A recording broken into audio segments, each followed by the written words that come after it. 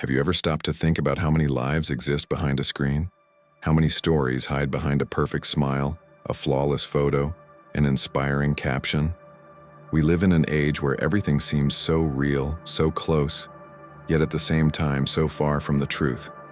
What if I told you that one of Brazil's most famous influencers with over 10 million followers, million-dollar contracts, and a life that seemed straight out of a fairy tale, was sleeping on the streets less than a year ago? Well, that's Mariana Luz's story, and I guarantee you won't be able to stop listening until the end. Mariana had everything we dream of these days.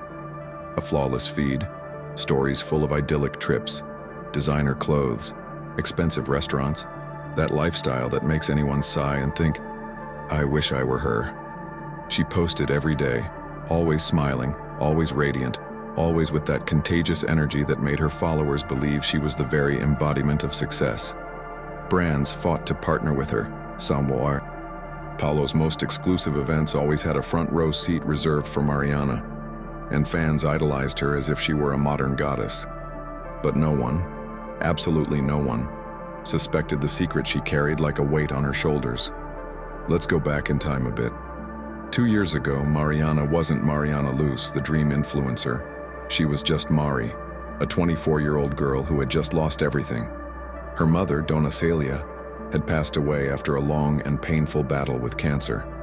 Mari cared for her alone until her last breath, selling everything she had to pay for treatments, appointments, and medications that the SUS, Brazilian public health system, didn't cover. She gave up college, her friends, her dreams, everything.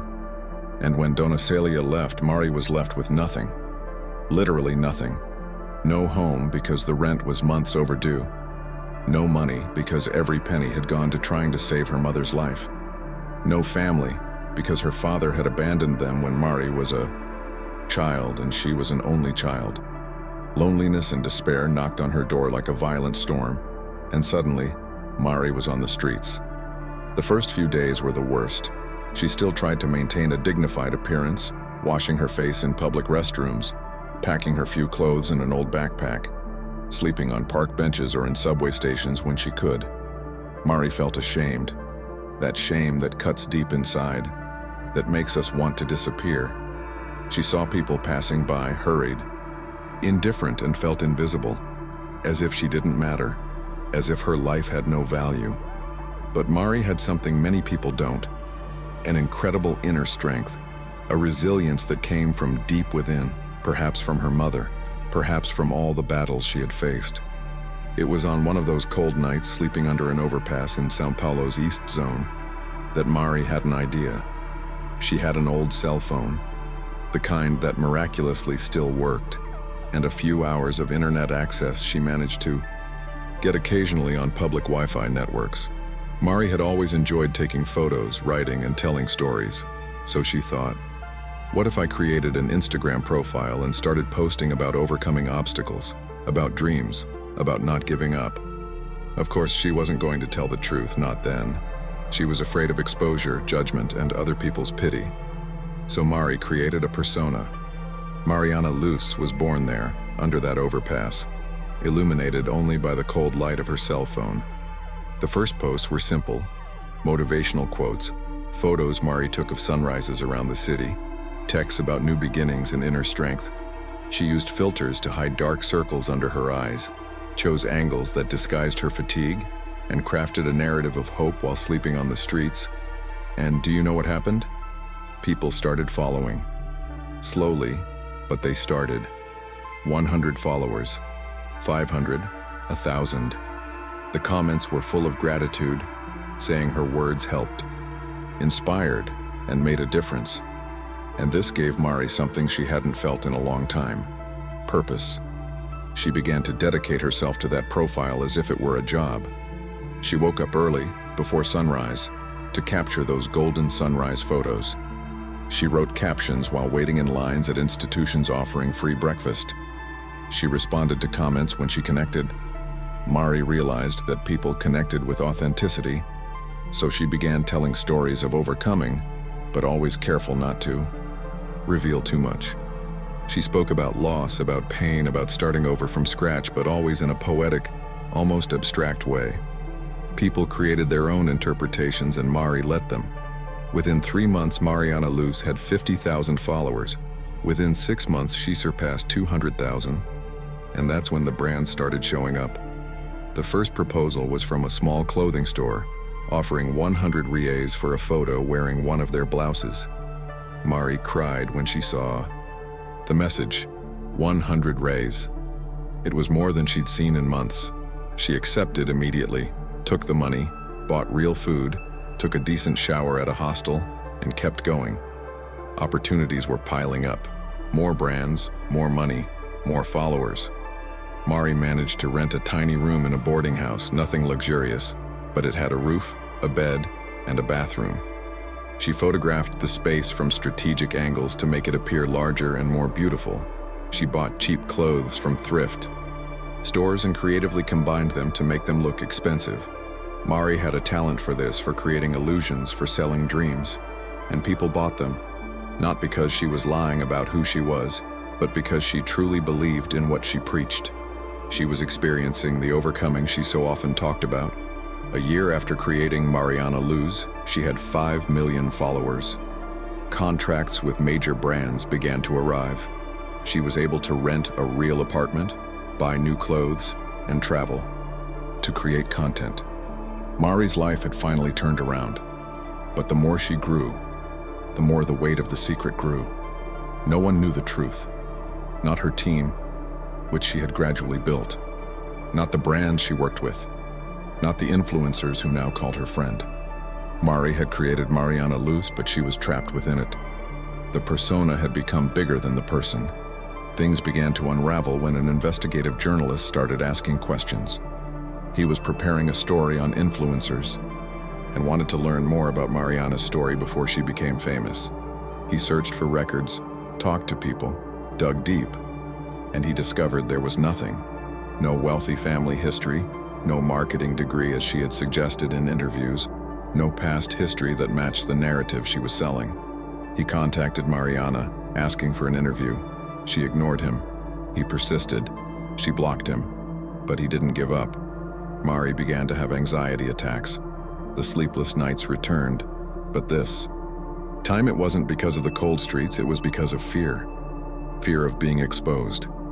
Fear of losing everything again. Fear of judgment. She thought about giving up, erasing everything, disappearing.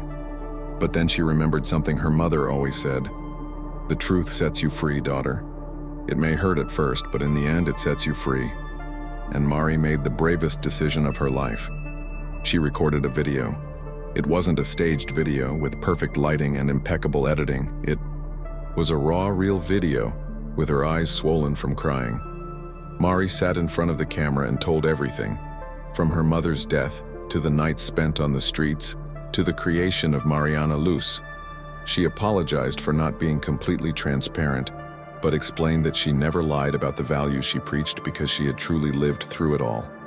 She showed old photos, records of shelters where she had slept, receipts for donations she had received. Mari completely bared herself in front of 10 million people. And then she waited. She waited for the cancellation, the flood of hate, the end of it all. But do you know what happened? The video went viral in a way she never imagined, not because people were judging, but because they were connecting. The comments were filled with tears, saying they now understood why her words resonated so deeply. They said she was even more inspiring for having gone through it all and managed to build a life from scratch. Brands, instead of breaking contracts, reached out to congratulate her on her courage. Other influencers shared her story.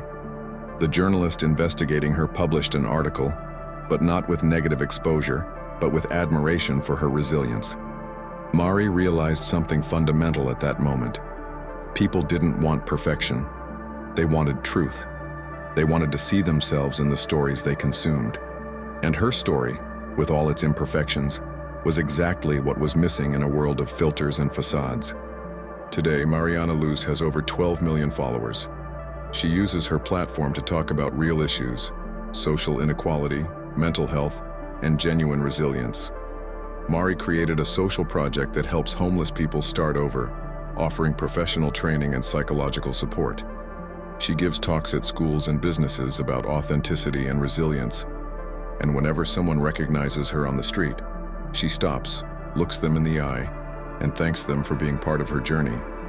But the most beautiful part of this story happened 6 months after the revelation. Mari was walking along the same overpass where she had slept that cold night when she decided to create the profile. She stopped there, looked at that place that had been her shelter in the darkest moment of her life, and felt gratitude. Gratitude for having survived. Gratitude for having had courage. Gratitude for every person who believed in her, even without knowing the full truth. And it was there, in that same place, that Mari recorded another video. She told her followers that that overpass was Mariana Luz's birthplace and that she would never forget where she came from, because that was precisely what kept her human, what kept her real. Mari's story teaches us something powerful about identity and revelation. We spend so much time constructing versions of ourselves for the world, versions we believe will be accepted, admired, and loved. But deep down, what truly connects people isn't perfection. It's the courage to be real. It's the courage to say, I went through this, I suffered, I fell, but I got up. Mari could have continued hiding her story forever. People probably never would have found out. But she chose the truth. And it was the truth that truly set her free. How many masks are you wearing right now? How many versions of yourself exist to please others, to fit in, to avoid being judged? Mari's story invites us to reflect on this. It's not about exposing every detail of your life to the world, but about being honest with yourself first, about accepting where you came from, what you've been through, the scars you carry, because these scars are what make you who you are. They are what give you strength. They are what make you human. Mari says she still has nightmares sometimes. She dreams she's back on the streets, with nothing, no one. But when she wakes, she looks around, sees the apartment she's acquired, picks up her phone, and sees messages from people saying she's changed their lives. Then she takes a deep breath and gives thanks, because she knows every step of that painful journey had a purpose. Every cold night, every day without food, every tear she shed, it was all part of the path that brought her here. And you know what the most beautiful part was? Mari met someone.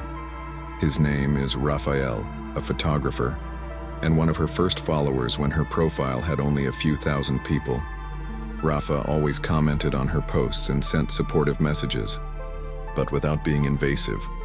After the revelation, he sent Mari a long message, telling her that he too had gone through difficult times in his life, that he had been diagnosed with severe depression years ago and had almost given up on everything. He said her words had been like a light at the end of the tunnel for him. They started talking, at first just as friends. Rafa offered to take some professional photos for her, for free, just because he wanted to help. Mari accepted. On the day of the photo shoot, they talked for hours. And for the first time in a long time, Mari felt seen. Not as Mariana Luz, the influencer, but as Mari, the girl who had survived the impossible. Their romance developed slowly, like those beautiful things that don't need to be rushed. Rafa got to know every layer of Mari and loved each of them, the beautiful parts and the broken parts. He didn't want the persona, he wanted the person. And Mari finally understood what it meant to be truly loved. Not for what you appear to be, but for who you really are. Today they live together, work together, dream together. Rafa has become Mariana Luz's official photographer, but more importantly, he is Mari's partner, the one who holds her hand when the nightmares return, the one who reminds her that she will never be alone again. In one of her last posts, Mari wrote something that resonated deeply with me. She said, "We spend our entire lives looking for validation in the wrong places, in likes, in comments, in the number of followers. But true validation comes from within. It comes from looking in the mirror and recognizing the person who is there, with all the flaws, with all the scars, with all the history. And then you realize that you don't have to be perfect to be worthy of love, success, and happiness. You just have to be real. And that's exactly it. Marie's story is about identity, yes. About discovering who you are when you take off all the masks. But it's also about revelation, about having the courage to show your truths, even when they're not pretty, even when they might be judged. Because in the end, it's this courage that connects us to each other. It's this vulnerability that makes us human. If you're reading this right now and feel like you're living a life that isn't yours, trapped in a persona you created to survive, I want to tell you, you're not alone. We all do it in some way. But there comes a time when we have to choose. Keep pretending or start living for real. And I know it's scary. I know you're afraid of judgment, rejection, and losing what you've built. But I ask you, is it worth keeping something built on a lie? Is it worth being loved by someone you're not? Mari chose the truth and found not only her freedom, but also true love. She found people who admire her not despite her story, but because of it. She found a purpose greater than simply selling an image. She found herself, and there's nothing more powerful than that. So, if this story touched you, in any way, if you saw a piece of yourself in Mari's words, don't keep it to yourself. Share this script with someone who also needs to hear it. Tag that friend who's going through a difficult time. That person you know is struggling in silence. Because stories like this need to be told. They need to be heard. They need to be circulated to remind people that no matter how dark it is right now, there's always a light at the end of the tunnel. There's always the possibility of starting over. There's always hope. And if you want to continue following real and moving stories like this one, which make you reflect on life, love, overcoming obstacles, the truths we hide, and the revelations that set us free, subscribe to the channel, activate the bell, like, and comment below which part of Mari's story resonated with you the most. Because each story we tell here is an invitation for you to look within yourself, to question, to feel, to connect with what truly matters. And I promise to continue bringing you these stories that touch the heart, that change perspectives, that remind us of the power of vulnerability and authenticity. See you in the next story. And remember, you are much stronger than you imagine, and your story, with all its imperfections, deserves to be told.